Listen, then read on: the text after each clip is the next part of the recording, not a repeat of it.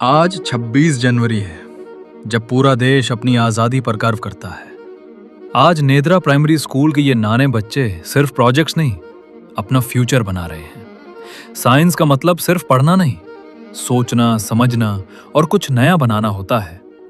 आज जो हाथ छोटे लगते हैं, कल यही हाथ देश का नाम रोशन करेंगे। ये छोटी सी शुरुआत है, लेकिन सपने बहुत बड़े हैं। वेलकम टू नेद्रा प्राइमरी स्कूल साइंस प्रोजेक्ट, 26 जनवरी। મારું નામ જૈનબ છે। હું ગુલિસ્તાન પ્રાથમિક શાળામાં ભણું છું। હું ધોરણ 7 માં અભ્યાસ કરું છું। હું આજે તમને ગણિત બોક્સ વિશે થોડું ઘણું સમજાવીશ। 1 થી 100 સુધીમાં વિવિધ સંખ્યાઓ વિશે સમજાવીશ। એકી સંખ્યા, બેકી સંખ્યા, અવિભાજ્ય, પહેલા અને પછીની, ચડતો ક્રમ અને ઉતરતો ક્રમ। ચડતા ક્રમને ઇંગ્લિશમાં એસેન્ડિંગ ઓર્ડર કહે છે અને ઉતરતા ક્રમને ઇંગ્લિશમાં ડિસેન્ડિંગ ઓર્ડર કહે છે। પહેલાની સંખ્યાને ઇંગ્લિશમાં બિફોર નંબર કહે છે અને પછીની સંખ્યાને આફ્ટર નંબર કહે છે। अस्सलामुअलैकुम, મારું નામ આમેના છે। હું ગુલિસ્તાન પ્રાઇમરી સ્કૂલમાં ભણું છું। હું ધોરણ 7 માં અભ્યાસ કરું છું। આજે હું આપની સમક્ષ વિજ્ઞાન અને ટેકનોલોજીના સમન્વયે અમારો આ નાનો રોબોટ રજૂ કરીએ છીએ। આજના આધુનિક યુગમાં આર્ટિફિશિયલ ઇન્ટેલિજન્સ અને રોબોટિક્સ ખૂબ મહત્વના છે। અમારો આ નાનો રોબોટ દર્શાવે છે કે કેવી રીતે સેન્સર અને મોટરના મદદથી આપણે માનવ શ્રમ ઘટાડી શકીએ છીએ। આ તો નાનકડું મોડેલ છે, પણ ભવિષ્યમાં આવા રોબોટ ઘરકામમાં, ફેક્ટરીઓમાં કે જોખમી જગ્યા પર માણસોની મદદ પણ કરી શકે છે। આ રોબોટ બનાવનાર મુખ્ય હેતુ રોબોટિક્સના પાયાના સિદ્ધાંતો સમજવાના છે।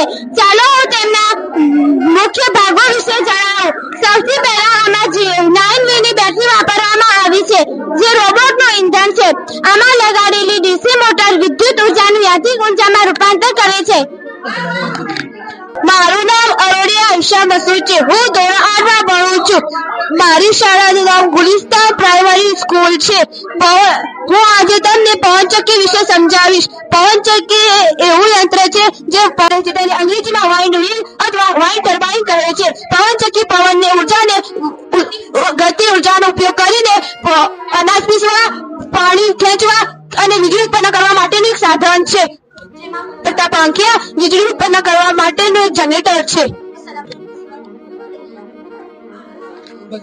મારું નામ ખોરજિયા સારા ખલીલ છે। હું ધોરણ 8 માં ભણું છું અને મારી શાળાનું નામ ગુલિસ્તાન પ્રાઇમરી સ્કૂલ છે। આજે હું તમને ગણિત અને ટેકનોલોજીના સમન્વય સમાન એટીએમ મશીન વિશે સમજાવીશ। એટીએમ એટલે કે ઓટોમેટેડ ટેલર મશીન। આ મશીનનો મુખ્ય ઉદ્દેશ્ય છે કે બેંકમાં લાઈનમાં ઊભા રહ્યા વગર આપણે ગમે ત્યારે અને ગમે ત્યાંથી પૈસા મેળવી શકાય છે અને આપણે ગણિતમાં જે ગણતરી કરીએ છીએ તેનો વ્યવહાર આ મશીન દ્વારા સમજી શકાય છે। હવે હું તમને આ પ્રોજેક્ટમાં ગણિતનો ઉપયોગ કેવી રીતે થાય તે સમજાવીશ। પિન, આપણે જે 4 અંકનો વ્યવહાર નંબર વાપરીએ છીએ તે ગણિતની સુરક્ષા છે। ગણતરી, આપણને કેટલા પૈસા જોઈએ છે તેની ચોકસાઈ ભરી ગણતરી આ મશીન કરે છે। જુઓ, જ્યારે હું આ કાર્ડ અંદર નાખું છું ત્યારે તે અંદર રહેલી નોટોને ધક્કો મારે છે અને નોટ બહાર નીકળે છે, પણ અસલી મશીનમાં આ કાર્ય સેન્સર અને કમ્પ્યુટરના પ્રોગ્રામિંગ દ્વારા થાય છે। અસ્સલામુ અલૈકુમ।